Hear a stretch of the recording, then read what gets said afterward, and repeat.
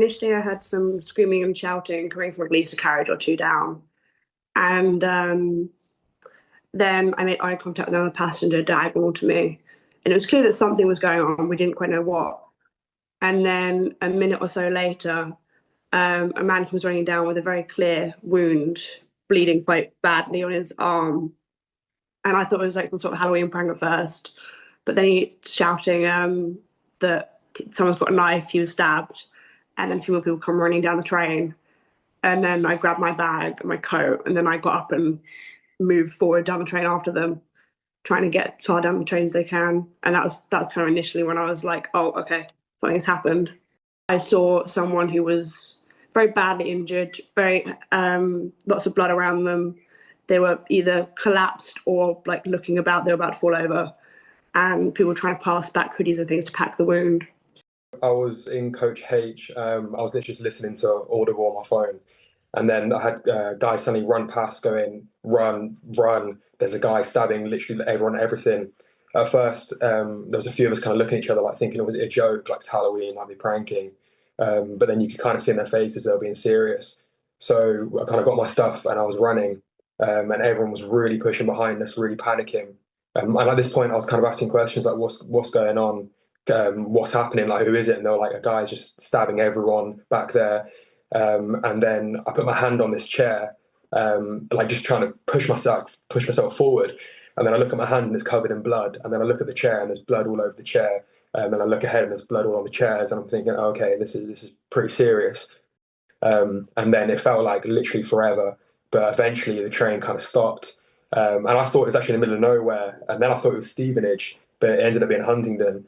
Everyone's kind of running off. And then I get off the train and I'm thinking, okay, they're coming off from the far end of the train, which is my right-hand side. So I thought that he might be there still. So I'm looking to my right and I just see 20 people in around 20 people in pure panic. There's 3 people severely bleeding.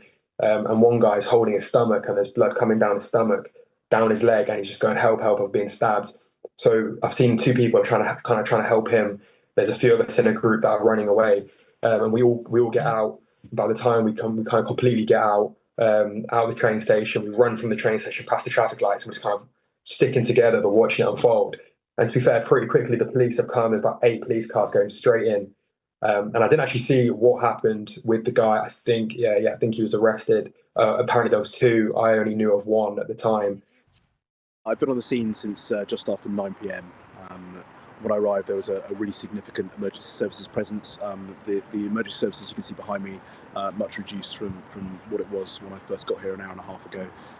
There must have been 10 ambulances, a number of fire engines and well over 20 police cars, including armed police.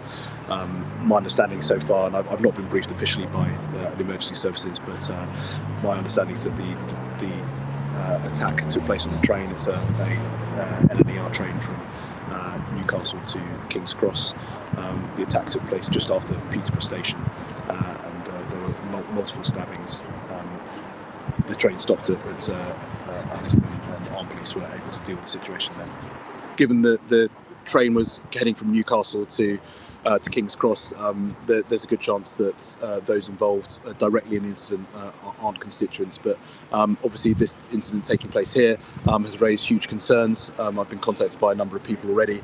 I'll be offering reassurance and making sure that we can deal with any local incidents that fall out as a result of this. But my thoughts stay firmly with the victims and those who've been involved in this terrible incident. I think I can't see any further than that at this point in time.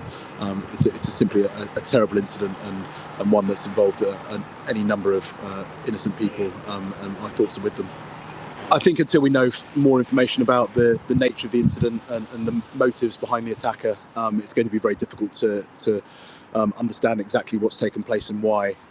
It seems to be almost pure chance that the attack took place whereabouts it did, given the length of journey that the train was on, and we don't know anything more about why the attacker did what he did and took those actions. So really just waiting for more information, but trying to give people reassurance. I doff my hat to the first responders when I got here. The nature of the emergency response and the scale of the response was hugely impressive, and given the nature of the incident and how serious it was, extremely brave of those first responders to be able to come here and neutralise the threat so quickly. I'm hugely concerned by knife crime. It's an issue that I've raised on multiple occasions in Parliament, and have led debates on the issue. It's something that affected me much more when I lived in London previously, and it's not something that is necessarily we see very much of in this part of Cambridgeshire. So to have it brought to our doorstep is extremely concerning. It's something that I take very seriously, and I'll be looking to make sure that I can speak to the police and understand what we can do to make sure that incidents like this don't take place going forwards.